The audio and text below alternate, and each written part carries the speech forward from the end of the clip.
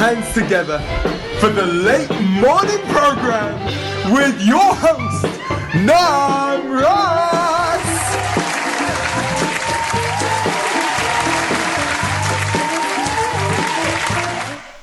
Hey everyone, how's it going? My name is Namarasa. This is the late morning program with Namarasa, and I got Brajananda Prabhu here. Nice to see you, Prabhu. Thanks for coming by. This is episode 7. Brajananda Prabhu is an interesting person. He's a traveling book distributor that happens to be in the area. He called me up and said, "Hey Nam, you got a place to stay? I got a few devotees with me. I'm distributing books at my old university." And I said, "Hey, come on down." And an interesting person, very interesting, very intriguing. Thank you for coming on, Prabhu. I appreciate it. And I'd just like to, know about you and what you do and stuff. Because something I wanted to discuss was about book distribution. Like the book distribution that was going on back in Prabhupada's time, it definitely declined in the amount of people doing it. That's not the focus anymore, or like in the 80s, 90s. Now it's not really the focus. But now I understand the GBC and everyone's trying to bring that back more to the focus. Yeah. And how many years have you been distributing books for? Full time, almost 7 years. Wow, full time. 7 years full time. And you just travel around North America and do that? Yes. That's really cool. Okay, tell me a little bit about your background. Like, when did you come into spirituality, Krishna consciousness? Where you're from and stuff like that. Yeah. So technically, I'm from Florida. But my family moved quite a bit when I was younger, so I've also lived in North Carolina a bit, in Georgia and Tennessee when I was really young. But in North Carolina is more or less when I started to get into spirituality. And it sort of all started off with when in my youth I was really into punk rock music and hardcore and whatnot, and like Shelter and Krishna? I never heard of them, actually. Oh, you never heard of them? Never heard of them, no. Right. But but basically that kind of attitude of, I guess subculture attitude was in me from age 13, 14, until when I was 19. I was in college, University of North Carolina, Charlotte, and I was starting to get into different genres and whatnot, more so. I mean, I was always listening to, I liked The Who and Pink Floyd growing up and whatnot, right, and other sorts of genres, but mostly stemming from the punk genre, I guess you could say. But then when I was 19, I started to get really into 60s and 70s music and indie music, like psychedelic indie music and blues and some electronic music and whatnot. But actually, I don't want to talk too much about this, but I had a psychedelic trip with mushrooms, which opened my mind. Really? No, tell us about that. That's interesting. That's really interesting. Yeah, so basically, this is the first time I ever... I'm going to take this off. Yeah, no problem. First time I ever had this experience. Some people have different sorts of trips, but mine was quite profound. I was fully in a different world, I guess you could say. Some people, they take a little bit and they feel a little funny, but I was like thinking about life and death and reality and whatnot. But I started to believe in reincarnation and the soul. Really? And on a deep level, have a realization of it. Growing up Christian, we have an idea of the soul and God and, like that. But I never really had a deep concept of this until I had this experience. And I realized that all religions in the world are just stemming from the same tree. That was one of my most profound realizations. And this realization you got not from speaking or reading from anyone, you just got it from that experience. I was on my friend's couch for hours, and I was almost like, you couldn't even talk to me, you know. I was just having some internal thing. And the Beatles were playing. Wow. And so maybe that helped me, yeah, I guess, in a way, to start thinking about these things, because their message, at least what they were trying to portray, was one of unity and love, ultimately. So that's one of my introductive. But then a few months after that, I was at the Warped Tour, actually. I was there to see a friend's band. I actually wasn't so into the genre at that time. I was more or less getting out of that genre of like punk and hardcore and whatnot into more like, I guess, melodic in a sense, like no more screaming and stuff like that. I was getting out of the screaming and heavy music and getting more into I guess you could say chill music, more conducive for hanging out with friends and then just vibing out to music and whatnot. Yeah. So the Beatles were, I rediscovered them. I knew about them when I was younger and whatnot, but then I just rediscovered them, and I realized their music was quite profound, and they had their lyrics were thought provoking and whatnot. So that was there. I got a book. Oh, anyway, back to Warped Tour. I got a book at Warped Tour. It was Bhagavad Gita. At Warped Tour, there were devotees. Yeah, there was a devotee at Warped Tour, a few of them, but I only saw one of them. And I got a Bhagavad Gita, and I got a Ishopanishad. Actually, my friend got the Ishopanishad, I got the Bhagavad Gita. But one of the things in the Bhagavad Gita is the devotee had shown me pictures. And there was one in particular picture that I thought I had seen on a mushroom trip, which was a lotus flower, and then the different pastimes of Krishna going on different lotus petals. And I remember during in my trip, in my mind's eye, I was seeing something like that. Maybe not exactly like that, but I was like, well, I said this to him. I said, well, this is like something I've seen on a mushroom trip before.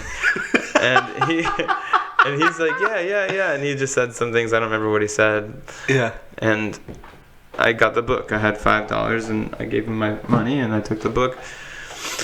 But I didn't read it. I tried to look at it and I saw a bunch of Sanskrit and I just put it on my shelf. I thought it was cool. I held it with great veneration and whatnot, but I just didn't have the mental capacity to read it at the time. Right. Or maybe not a deep enough interest. But I started reading other books like by Aldous Huxley and Orwell, and I started reading about other people's experiences with psychedelics, because I was trying to figure out like what was that I experienced, and I want to know the scientific aspects, and I knew I was on a spiritual journey. Like that was definitely in my consciousness. I'm on a spiritual journey. I'm trying to find my path. Yeah. But it was getting stronger as I got a little older, and I got more disinterested in college. Because I used to play in bands growing up. I was a singer, songwriter, and whatnot. But when I was in college, one of my bands that I was in broke up, and I was kind of rediscovering myself in college, and I got disinterested from college at one point, and I stopped going to class and doing my homework, and I was more interested in my new band that I had created, which was, I thought, very promising, that this is what I want to do with my life. We were recording albums and whatnot. But that actually led me to just want a whole change of scene. So I left that band and I moved to Florida. I moved to St. Augustine, Florida. And that was a really crazy time in my life. I was living with one of my best friends and from childhood in Florida. I knew him from Orlando area, and then he moved to St. Augustine and told me about what was going on there. There's a lot of artists, a lot of open-minded people, and it was a small town, which I liked. And I moved down there, and long story. It's kind of a long story, but I lived in 6 different houses in 1 year. It was like a crazy time in my life. I met all kinds of people. I went to my first rainbow gathering at that time. Oh, right. And I went through all kinds of changes in 1 year, and I went to my first yoga classes in that year also, and I started to go regularly. But I was seeking something more spiritual the whole time, and it was getting my desire to discover my path was getting stronger and stronger. So at one point in my life, everything got totally, like the rug got, taken out from under me, and all my material things had disappeared. I didn't have a job, I didn't have school, I didn't have a girlfriend, didn't have a car. I got in a car accident when I was delivering pizzas. And like in 1 week or two, it was like everything was kicking me out of St. Augustine. Wow. So then I had friends who had just moved to Tallahassee. So I moved to Tallahassee. They were offering me a spot on their couch, one of my good friends and his girlfriend. And I was living on their couch, and I was vegetarian, and I was going to yoga classes when I could. I didn't have any money, didn't have a job. So I was like free to do anything for free. Wow. But luckily, a lot of people were letting me come for free and whatnot. And I went to Krishna lunch for the first time. Krishna lunch is in Gainesville. Oh, Tallahassee and Gainesville, yeah. Oh, they're both there. Yeah. I mean, it's both places. Yeah. Wow. Tallahassee's a smaller project. So it's basically like a free lunch program. It's not free. You pay it's not free, $5 for lunch. College campus. You get a big plate, and it's really nice. And I remember thinking, this is so amazing. What is this? This tastes so different. The sanctified food. Yeah, and then at the same time, I had gotten Chant and Be Happy from a used bookstore, and I started reading that. And, I'd always say, even to some friends, I'd say Hare Krishna sometimes, just because I heard it in George Harrison's song and whatnot. Wow. We'd just say, oh, Hare Krishna. I'd write it down. It was just like a fun thing. I didn't think anything more of it. Yeah. But then I was like getting more interested, and I met one devotee who had like an interfaith preaching center there, and I was going to programs there, and I lived with him for a while, even on his farm, and I lived in that building too. And he took me to my first temple, which was Alachua in Gaura Purnima. Wow. And it was amazing. My friend actually that I was living with was the one that convinced me to go. I was kind of like, I don't know if I want to go, and he said, no, it would be really cool. It would be really cool to go. Yeah. And so then I decided, okay, I'll go. And I went, and I remember we sat down, and there was a kirtan. I remember going to the temple.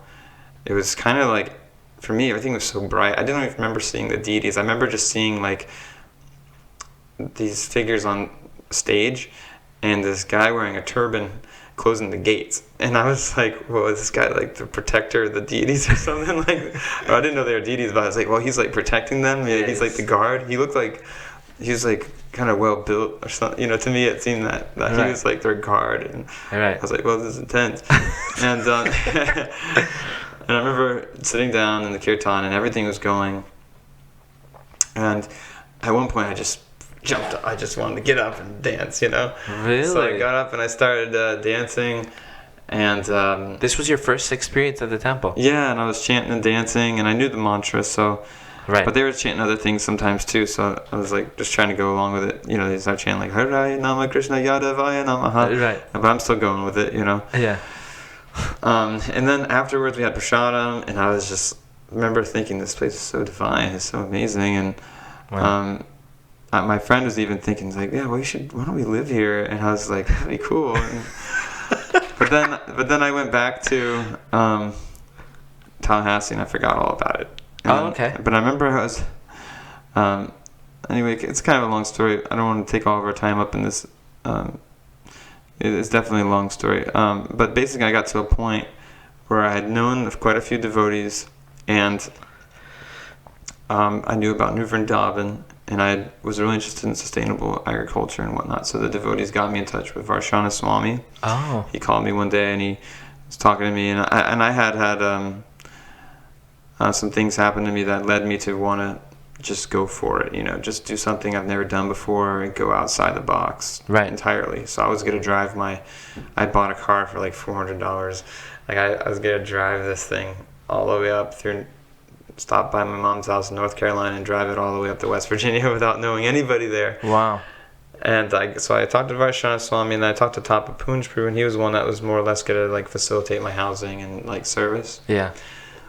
But I remember, the devotee I was staying with, he was like really encouraged me to go that way. I almost actually lived at another place that was like a Mayavadi place, you know.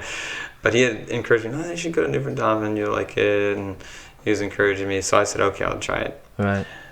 So, I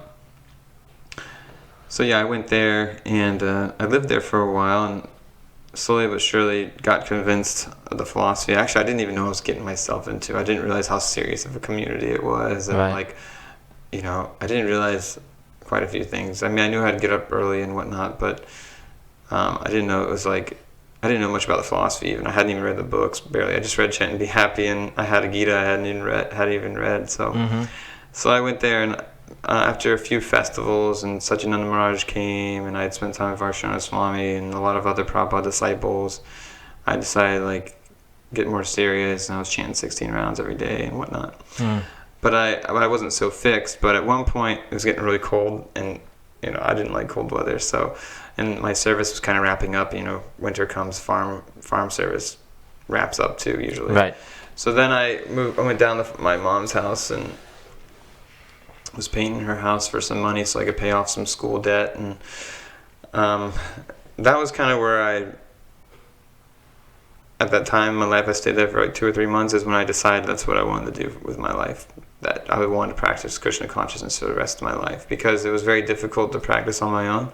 There was no devotees in the area that I knew of, at least. And I just visit some devotees in North Carolina sometimes at the other communities like Nukaloka or Prabhupada Village, and I knew Mitra Sena Prabhu, and I knew a couple other devotees from festivals in New Vrindavan, but I didn't really know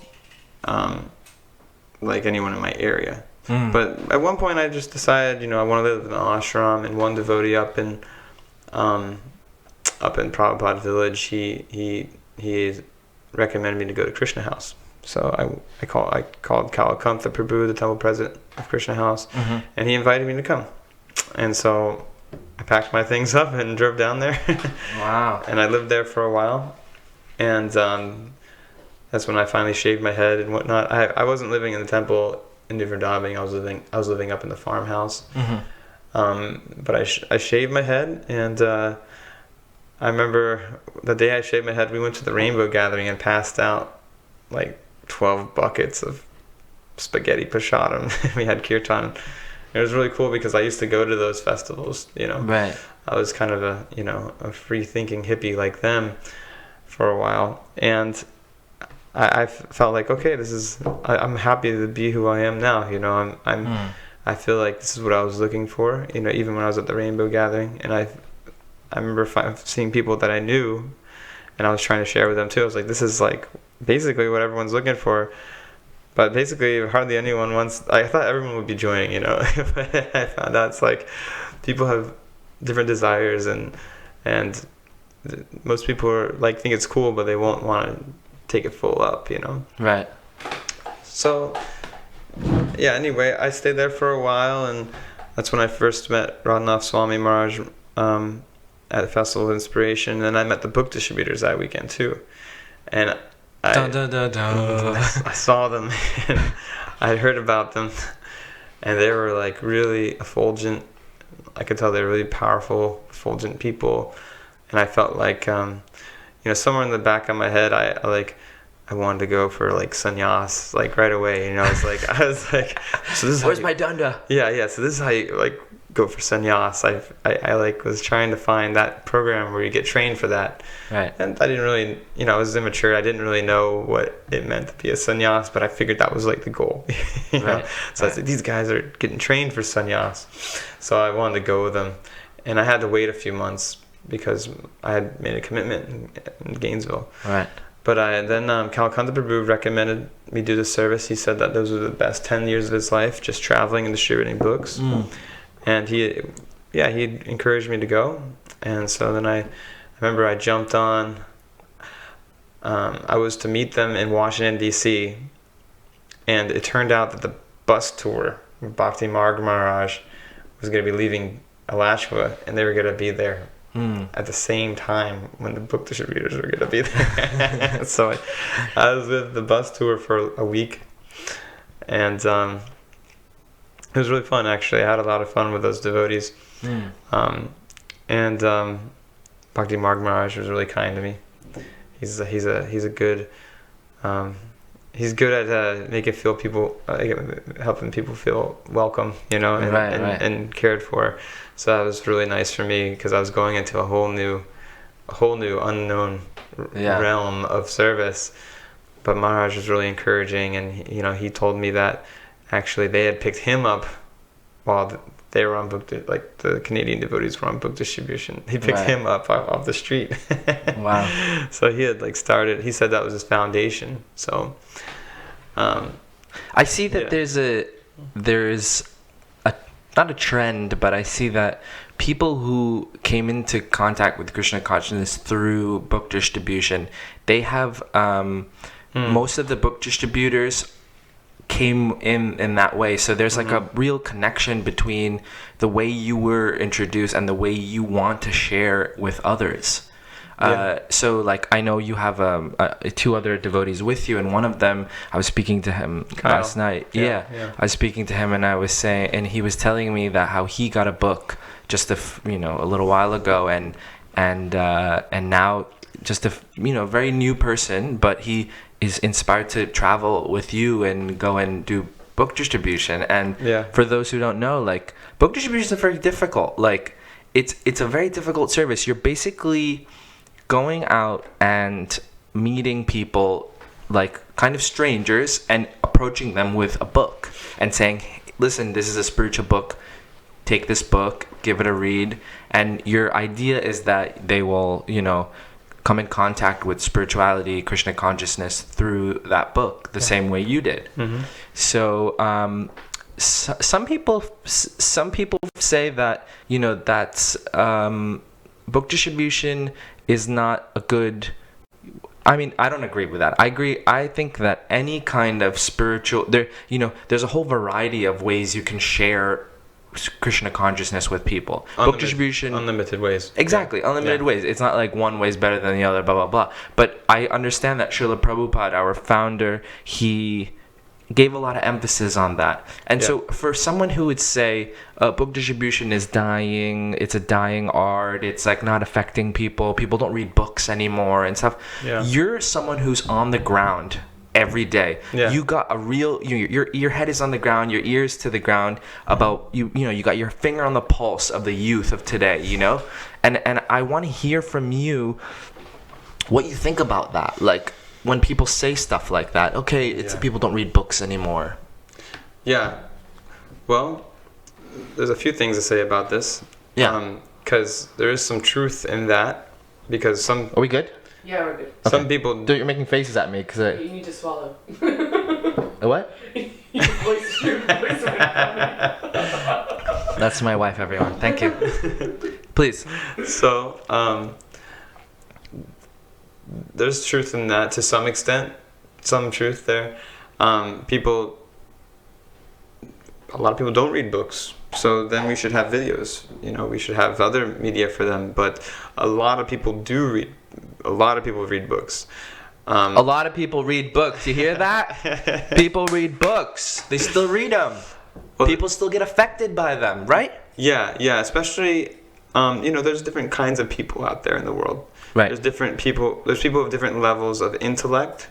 There's people of different levels of how they were brought up. Some people were brought up no reading was encouraged in their life. They didn't like reading in school. So generally, I found through talking to people that they won't take up reading books when they're 20 years old.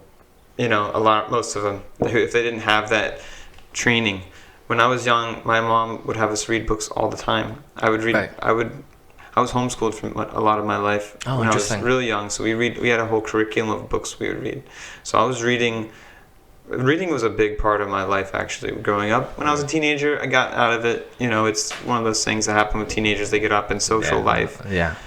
But I started reading again when I was in college for my own self, not just the books you had to read in school. see what happens a lot of times. Kids get bogged down with all the books they have to read in school because, they're all this big and. It could turn them off to reading even. Yeah, but you'd be surprised if people are readers, they'll make time to read. I mean, it's just I meet people all the time, and I'll just let you know. I distribute anywhere from 50 to 100 big books a day. Like that's an average. Really? That happens. Yeah, I mean. I guess if you're doing it for 7 years, you can, you become good at it. Good at it. Yeah, and I distribute pamphlets too, mantra meditation pamphlets. But I was at Hemp Fest, which is a place where a lot of people are, they're smoking all day. It's a crazy place to be. Yeah. But I distributed over 100 books there in one day. And these are people that, are maybe too stoned to read, but they're not. They're reading. Of course, we're in Boston. Boston's one of the, intellectual capitals of the world. Right. But it was interesting. We were at where we were in Boston subway, and I was looking around. I saw more people reading books than on their phone. What? Yeah, I couldn't believe it. What? Of course, we were on the subway on our way. That's fantastic. We were on our way to Cambridge, Harvard, Cambridge. So, I mean, obviously, I noticed most of these people got off the bus on that stop, so they're probably like intellectual people. But Boston has some. I think they have more universities than any city in the city. So education is a big part of Boston. I think Philly is tied, or maybe a little more. I don't remember the exact numbers, but anyway, people who are accustomed to reading, and I'll say, we actually have a follow-up program now, and we get a lot of feedback.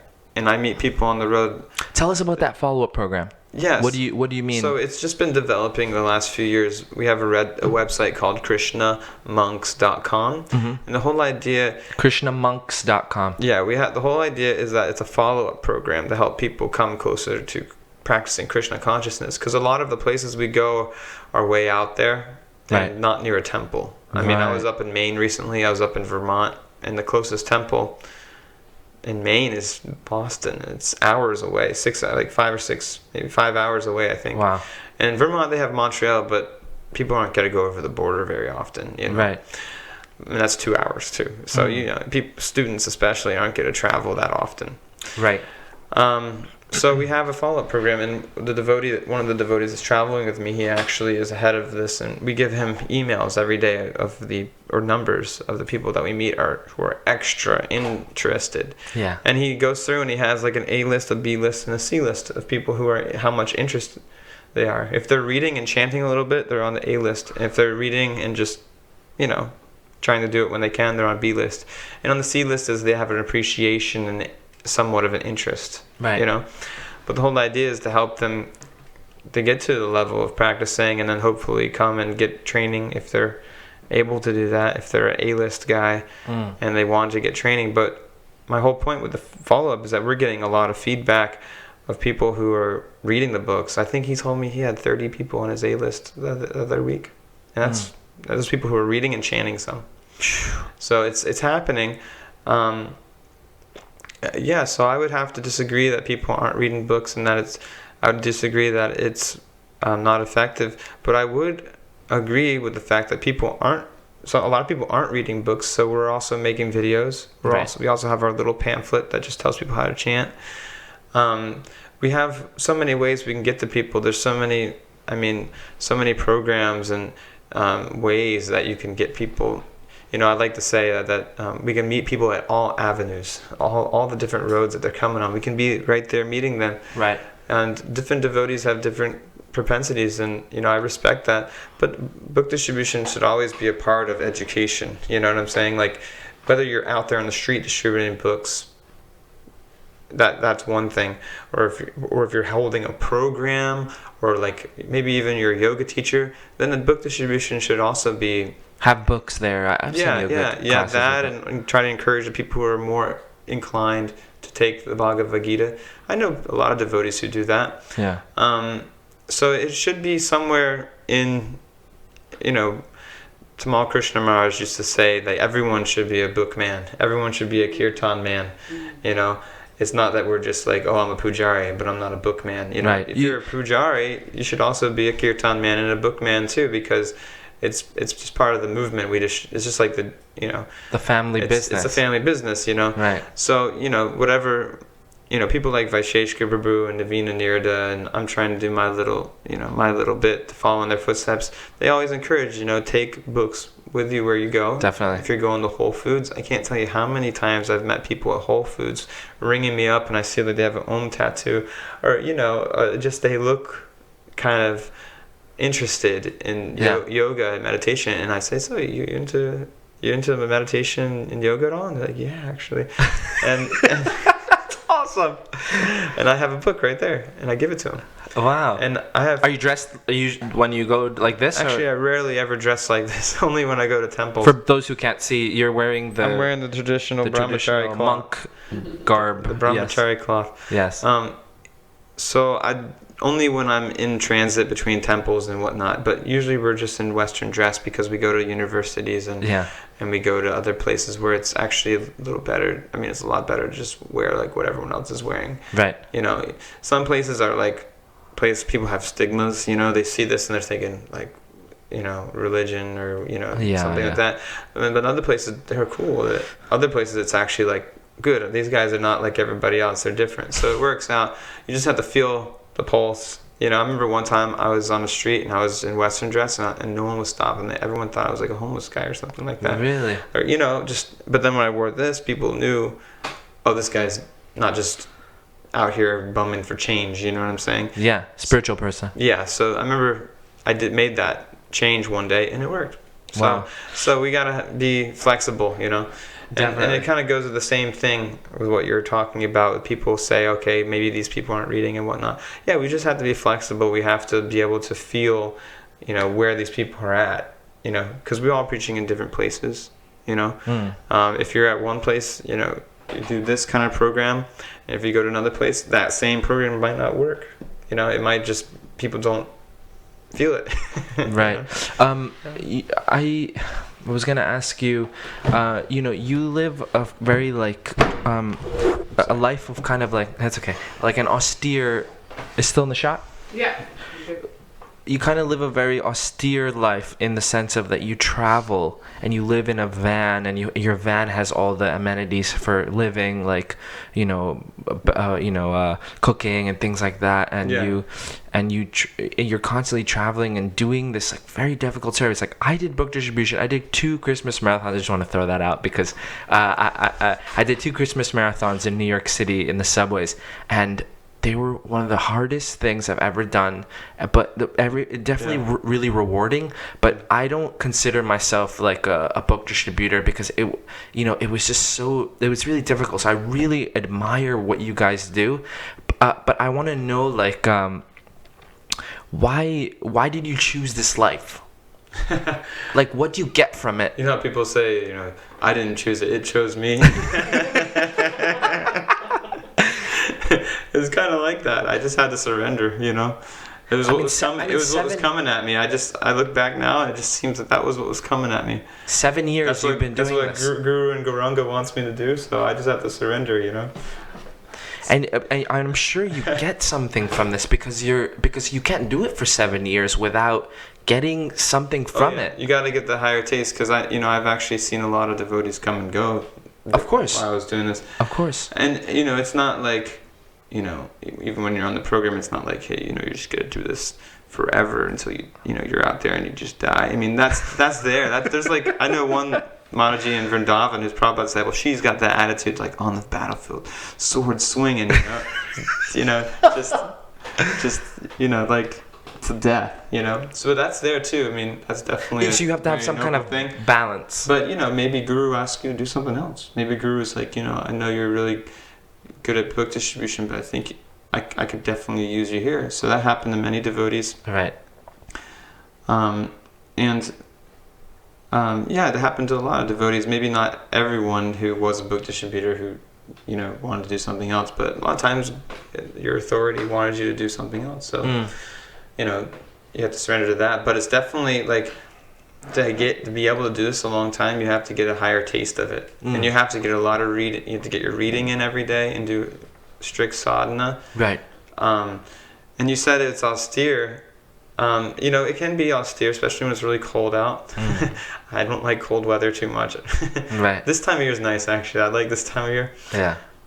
But I can tolerate really heat. I can tolerate a lot of heat, but cold is just rough on me, my joints and everything like that. And I like the sunny Florida weather. That's. But there's sometimes that you have to deal with really challenging situations. Like the other night, even with other living entities, and not just your roommates, but sometimes the police pull you over and they think you're doing something weird. Like you're in the van, there's all these people there. And you see like all these books, and they think you're like terrorist or something like that. Like Did that happen to you recently? Yeah, we were held up for like an hour and a half in Connecticut the other day. We were at a devotee's house in his apartment complex, and we were there waiting for him for like 15 minutes, and someone called, and then Someone called the cops. Yeah, and they showed up, and the whole thing. It's happened a couple times before, but not that drastic, Yeah. They pulled us out, and they had questioning each of us, and they thought like they saw a pressure cooker in the van, and they were like, don't you know about what happened in Boston? They used the pressure cooker. And I was like, I have no idea. That's what they used. I had 2 pressure cookers, so they thought that was weird because I bought a new one and I just hadn't gotten rid of the other one. Yeah. And they just made this whole big deal, and then an hour and a half later, then they're like, okay. Thank you guys. You guys have a good night. It's like, and that's happened to me a couple times, and that's just a big on the consciousness. It's a big stress, and it's like you're worried too that they're gonna like take something out of context and just run with it, and just be, and then you're gonna end up in jail or something like that, for no reason, and then like all this energy wasted later. Then they're just like, okay, you guys have a good day. Have you ever been in jail? No. Okay. No. Because I remember devotees in like long time ago. It doesn't happen so much. It doesn't happen so much No, anymore. no. Right? I've only heard of like the last 10, 15 years, that fluke thing, Yeah. But back in the day, devotees would end up in jail all the time. Oh yeah. But now it's like hardly ever. Mostly, if you're not supposed to be there distributing books, they just ask you to leave, and you can't come back. Yeah. In North America, Krishna consciousness is not, they say that it's spreading so much quicker, like in Europe and Russia and stuff. Yeah. And the last place people come to is like North America to kind of preach and to give Krishna consciousness.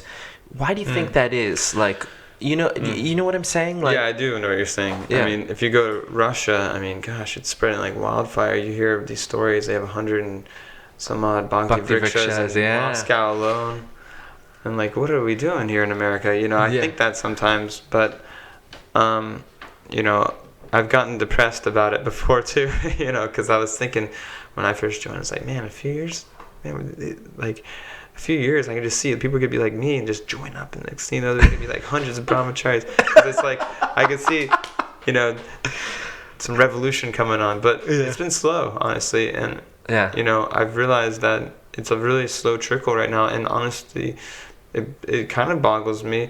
But I think there's a few things to be said about this and why or how to better it. But I think devotees like Deva Mrita Maharaj and other devotees of his Guru Maharaj, they really want to focus on the Westerners, and when they do, they get results. Yeah. And so I think, something had happened in the past that maybe turned people away from doing cultivation programs or just book distribution or whatever to try to get people in. It died down at some point, but then it's kind of been up and down, and now it's on a gradual rise, I think. It was very gradual. My friend Yashodev. Oh, I know Yashodev. He's the head of the program. Oh yeah, Gitanagari. He's the milkman, the cow. But he also has the Vedic Society in Pennsylvania. Penn State, yeah. Yeah, so, he sent me a message the other day. His Guru Maharaj, Deva Mrita Maharaj, had said, this university preaching, this is the most important preaching. But it's a gradual, it's a slow process to get students, but they're the best, our best candidates. They're intelligent people. They're responsible. They're kind of a clean slate in some ways. They're like, Prabhupada also wrote a letter. I can't remember the exact reference, but he said this is this university preaching is our most Oh important. yeah, of course. Yeah, so it's definitely, actually, I go to universities all over the country, and I swear, I was in one university and all these people are taking books, and I said, these kids would join like anything just if we had something for them to go to right here. And they would go, and they would chant Hare Krishna, listen to Katha, and take Prasadam, and they would probably, like, I guarantee out of 10, at least 1 or 2 of them would become full-time, in practice. But we don't really have a system of organizing devotees to go create centers at universities. Right, the infrastructure is not there. Well, and also strength. It seems like a devotee who does that has to be very strong devotee and be really Definitely. and have a lot of support. Also, you have to have support nowadays. Especially if you're going to do full-time preaching. You have to have financial support and whatnot. Yeah. But there are devotees who want to help, like that's another discussion, I guess. But there are some devotees who want to help that. It's just we don't have any willing volunteers who want to go and live 2 or 3 hours from a temple in a community, with your wife and start something new. Maybe like you're with your wife and one other person, and you're trying to start something. It's tough. It's very tough. It's a lot easier to just live in a community and plug in. Definitely. I agree with that. But you get a lot of mercy out of doing the. Are you trying to convince me of doing that? What do you think, Tulsi? Montclair is not too far away. Sometimes start things like pop-up temples where they just do for like a week. They'll do like as if it was like a temple, or like those traveling temples they used to do, like in the barn. Yeah. That kind of thing is cool. That's cool, but the university students need a gradual process. They like a Krishna house or something. Yeah, they need that. Yeah. For someone who, like, a devotee who, like, if they join in the past 15 years, there's not much of training, I would say, in book distribution. Yeah. And so I would ask you, if some lay devotee just wants to, like myself or whoever, grihasta, lay devotee, yeah, like a layman, we want to kind of be part of the family business, so to say. What little things do you recommend that we do to make a little effort in doing what you do on a daily basis? Like I said earlier, you can just have some books with you wherever you go, and maybe make a date every month to go out and distribute books. Which next Friday, Vaisheshika Prabhu is coming to Bhakti Center, and he's trying to start that fire in New York City, and he has a wealth of experience. Next Friday. Navina Nirda Prabhu will be there too, I hear. Oh, really? And so they have a wealth of experience of how to start these things. So they could even, they're starting that. So you could just plug right in, go to New York City once a month, and you're out on the street for 2 or 3 hours or wherever they decide. You got a table, you got a little kirtan going on. Like, he has a whole setup that, he has a Sankirtan festival, right? Yeah, but he has I'm looking for this word. He has like a model. A model, right? Yeah, he has a model that you just replicate, and it works. He has a few different models. You can be the guy going door to door. You could be the guy with a little cart, or a table with the books. You could be a guy who's just stopping people. There's a lot of different models which you could do. Or if you don't, if you're not able to do that, then you just bring some in your purse or your bag, and whenever you go to Whole Foods or or like some obscure place, the carpet store, you're getting some carpet, and then the guy, you're just like, look at the guy and you're like, hey man, you like to read? They're like, and if I swear, every time they say yes, they'll take a book. If they say, like, I ask him, I'll be like, hey man, you like to read? I swear, if the guy says yes, he'll take a book and give a donation. Like, if you're just like having casual conversation. But if, like, for example, if you're in the carpet store, like, how do you ask the guy for a donation for the book? At the end of your interactions with him, I think this is the best, when you're, and it's like, you're saying bye, hey, thanks for your help and all that. Hey, do you like to read? And the guy's like, yeah, actually I do. It's like, here, I got some cool books on meditation and philosophy, or whatever you think he needs to hear. Yeah. A description of our books in 1 or 2 words. Yeah. And you show him, and you describe the books. My pitch is quite short. like my book distribution pitch. Tell us your pitch. Yeah, tell us about it. Okay, so my pitch changes minutely based on who I meet, but a common one is at a university. I say, "Excuse me, are you a student here?" And the guy says, "Yeah." And I'm like, "Here, we're sharing books on meditation. I'm actually a traveling monk from Florida. What do you study here?" "Oh, I'm studying engineering." I'm like, "Oh, really? You must be a smart fellow." and then the guy says something like, he might not say anything. He might say like, "Oh yeah," or he might say, "No."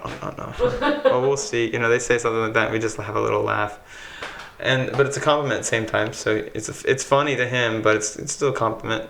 And then I always try to keep it positive. And then it goes straight to the books. Well, this one on top, Science of Self-Realization, is the introduction book, whereas the other one is the ancient text, Bhagavad Gita. I originally heard about these from the Beatles.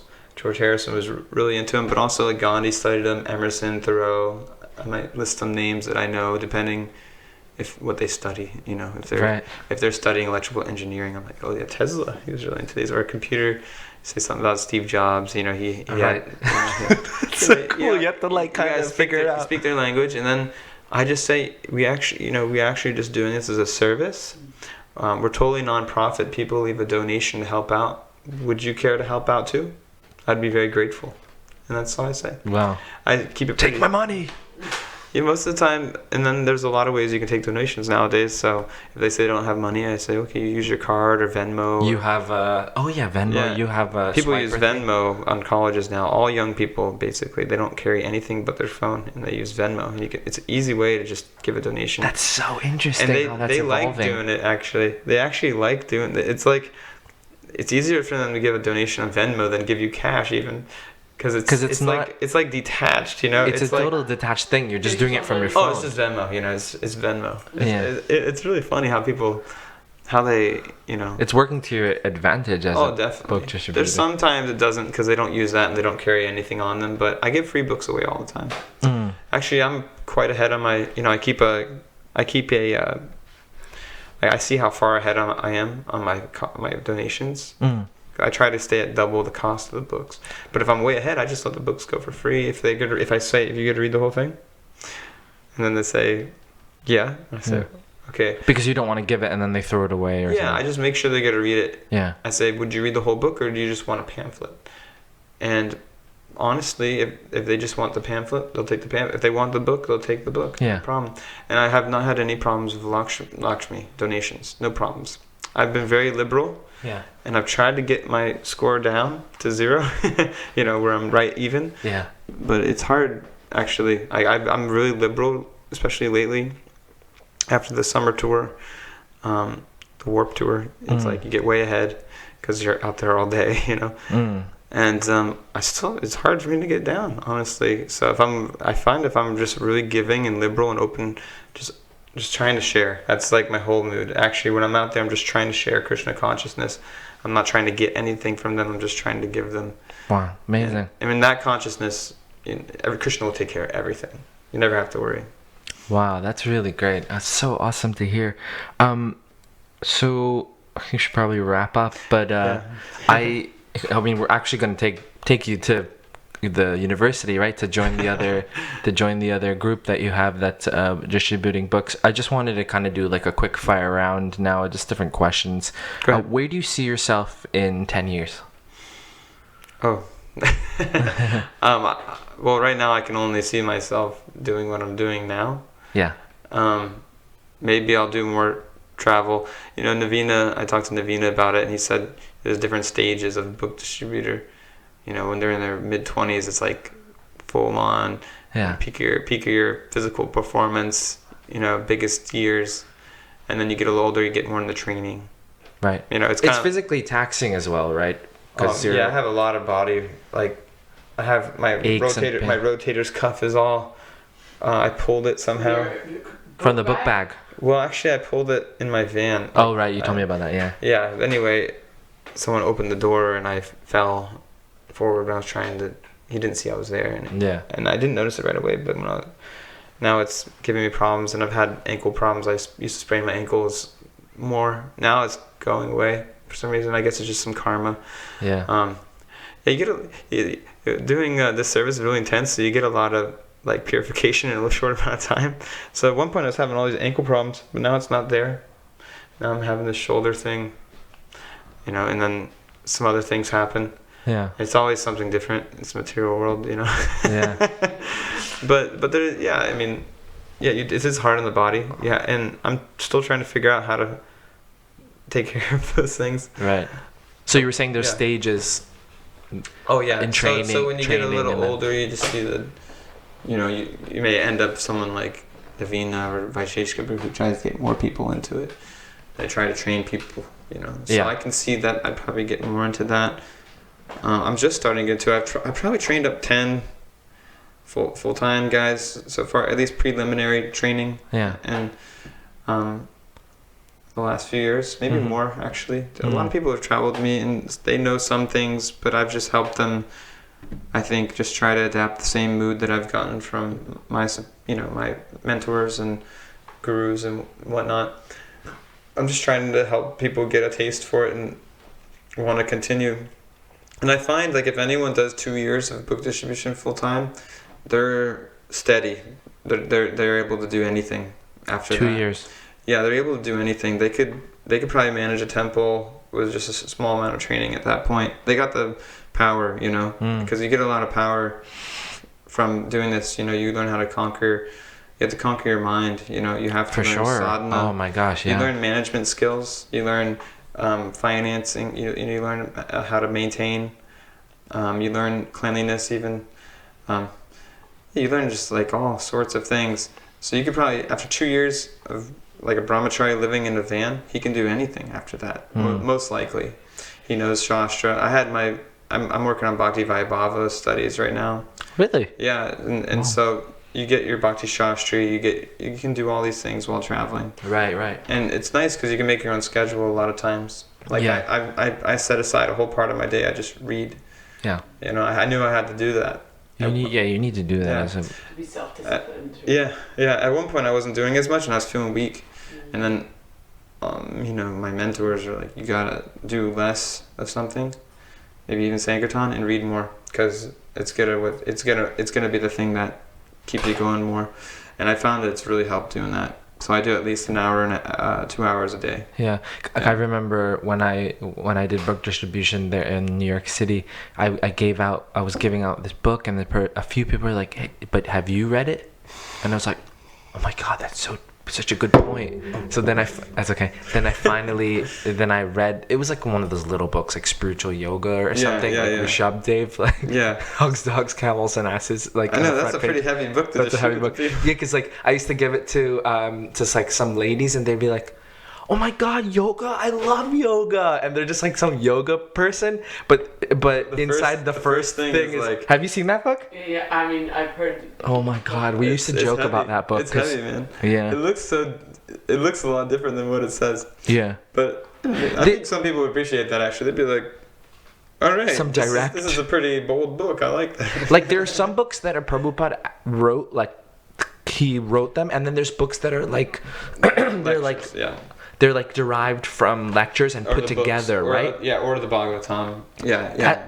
That spiritual yoga book is one of those. It's from like the Bhagavatam or lectures, I think. Maybe it's lectures. Is it lectures about? Yeah, it must be lectures about that verse or something. Those the Rishabha Dev's instructions. Yeah. Anyway, that's another topic, but. I have a question. Yeah, what's up? I know in some temples they, if they have a publications team, they might put together, I know in England they put together like the Veda book, which, is Have you seen that book? Yeah, I like it, yeah. Awesome which book. is kind of like directed more, what they feel would be more accessible as a starting book, or, obviously people still buy Bhagavad Gita, and some people will just be, immediately drawn by, you could say, traditional books. Mm-hmm. But do you feel there's like a need for a new book that you would find easier to kind of get out on the streets? Yeah, I think a lot of devotees are thinking like this. It doesn't have to be like a new book. It can be like it could be Prabhupada's words. We just tailor it, and like we don't change the words, of course. We just we just arrange it in such a way that it's like nicely, okay, this is the first chapter, it's about the soul. You know, it kind of like Science of Self-Realization, actually, I feel is sufficient. I distribute thousands of them a year. Like, and people... Science of Self-Realization. I've heard so many people... Yeah, they just read that book and they change. Like, some people say, I became vegetarian from reading that book. And they read that chapter, Thou Shalt Not Kill, and it made sense to them, and, you know, they became a vegetarian. So, yeah, I mean, there's definitely... I think if you're... Like David Mita Maharaj, he wrote that book, Hiding in Unnatural Happiness, and people like to take that book. I haven't gotten any direct feedback of students reading it, but I'm not distributing it personally. But I'm sure if I talk to the devotees in Philadelphia or in New Zealand, they probably get a lot of people who would tell me, oh yeah, people really love that book, especially intellectual people.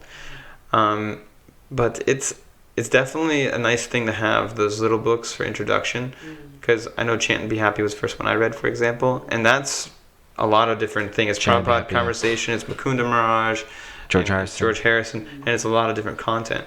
I'm just wondering, like, in a few years' time, some of the kids are going to be like, oh, who's George Harrison? Or, like, you know, some of the references become, you know, historical. Like that cartoon I made? Yeah. Did you see that? Yeah. The one about with that old devotee was like, Alice Coltrane and the Beatles love this book, and they're just like approaching some millennial kid, and the kid's like, who even is that, you know? Yeah, you have to feel it out. I don't say always the Beatles, but actually most people knew the Beatles. Of course, no. We're not that far from. No. I'm just saying in the future, yeah, of course. You know? But it's actually it's kind of a cool thing to like those bands. You know? Oh yeah. It's classic rock. Yeah, it's a cool thing to like that. Yeah, especially when you're at college. But yeah, I mean, definitely you wouldn't want to be like dropping names that no one knows, you know. Yeah. I always feel that out too. If I can tell if I'm talking to like an African American guy, I probably will say Tupac, right? You know, because Tupac read Bhagavad Gita. Really? You didn't know that? It's one of his. I did not know that. I found this out that he liked Bhagavad Gita a lot. Get out of here. That's what I heard. Yeah, and I read it online too. That's really interesting. I always drop that, and of course. So you know I heard Martin Luther King Jr. read it too. So they always know these guys' names. They always know. Of course. Gandhi. Everyone knows Gandhi. You know. Yeah. It's just things that you know people will know. Some people, if you say Thoreau or Emerson, they're just like, what? Yeah. Like, those guys, you know. But you know, you gotta feel it out. You gotta see like where your audience is. But yeah, like she was saying, we should have, you know, we shouldn't be like totally like outdated and you know, we're saying words that no one uses anymore and things like that. No, Prabhupada wants us to use our intelligence. He wants us to become independently thoughtful brahmanas, you know, and to judge a situation, time, place, and circumstance. It's very important. Yeah. Very important. Okay, another question for you was, if you were on a island, stranded on an island, what 3 things would you bring with you? Is that how the question goes? Could I bring anything with me? Yeah, that's right. Yeah, I can bring anything with me. Any 3 things? Well, Bhakti Siddhanta said that if you couldn't bring anything on a ship with you, and everything's drowning, you bring Chaitanya Charitamrita. Yeah. So I'd have to definitely bring Chaitanya Charitamrita. Yeah. You know, one side of me wants to say Bhagavatam, Bhagavad Gita too, but I maybe have to be a little practical. Like, I bring maybe some cloth and probably have to eat too, right? So maybe a knife or something. Maybe you can make a rock into a knife. Yeah, that's true. I'm trying to think of something that you could use like over maybe something to make fire. You know, like a flint or something like that. Right. So I could probably I could make my food, I could wear clothes, and I could read Chaitanya Charitamrita. Awesome. And that could be it. Awesome. Yeah. So I guess that we can take it to the end. Are you on social media? Yeah. To some extent. Okay, that's cool. Brajananda Das. Brajananda Das. Brajananda Das. I basically just use it to post pictures of my journey. So it's Yeah, a lot of devotees. follow him. Follow him on Facebook. Really cool posts and everything, and connect about book distribution. I'm sure devotees would like to talk to you and anyone get your who advice. anyone who wants to send me a line, anyone who wants to travel with me, like we can make that happen too. Or if you just have some questions, or you just want to say hey, Sure. I always like to connect with devotees. Awesome, great. Thank you so much. And I just also again wanted to say I fully respect you and I admire you so much, and I'm so glad you're here and you came to our house to bless us and to be with us. And please come back so us fallen grahastas can do some service for the guys who are out there in the front line. Deep respect. Honestly, I can't do what you do, but I'd love to facilitate you and anyone else who does this amazing service of trying to, spread Krishna consciousness and spread spirituality and to help people and to get people out of trouble. It's so important, I think. And devotees in North America, we need to what little some little thing that we can do to try to push it on and stuff, and so we're all on the same page, like at least with something like Tamal Krishna Maharaj also said there has to be one, or I think they even asked Prabhupada this. They said, Prabhupada, what's that one thing that we can all have in common? We're all doing these other services. And Prabhupada said, according to Tamal Krishna Maharaj, he said Sankirtan. Yeah, I think Tamal Krishna Maharaj asked Prabhupada this, and Prabhupada said Sankirtan. Awesome. So we should at least have that in common, right, with each other, that we find a way, wherever we go, we can have that discussion with each other. Like your Sankirtan experiences, in whatever way, Sankirtan can manifest in so many ways in your life. It could be, maybe. Anyway, like we discussed earlier, maybe you're just making videos and you're trying to get people in on videos, right. Or you're just like, maybe you just have a program that you run. There's so many different things, but at least we all are trying to, because our movement, it's a movement. It's a movement. It moves. Yeah. Which means we're all trying to do something to help other people become Krishna consciousness.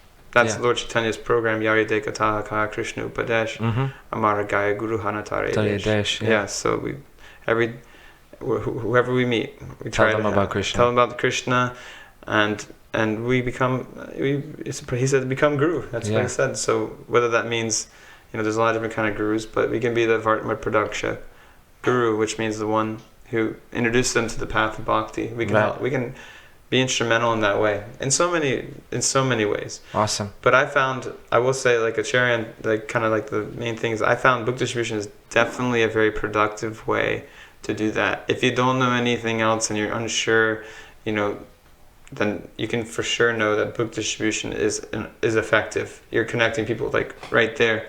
And if you're really good at getting people in with other ways, there's so many, then all the power to you too, I think that being such a balanced, just from knowing you, you're such a balanced person in all ways. Like you're appreciating other ways of outreach and stuff. You're not saying, oh, this is the best, and you're like fanatical. You're not like a fanatical person. So I think that has a lot to do with, I think, your success.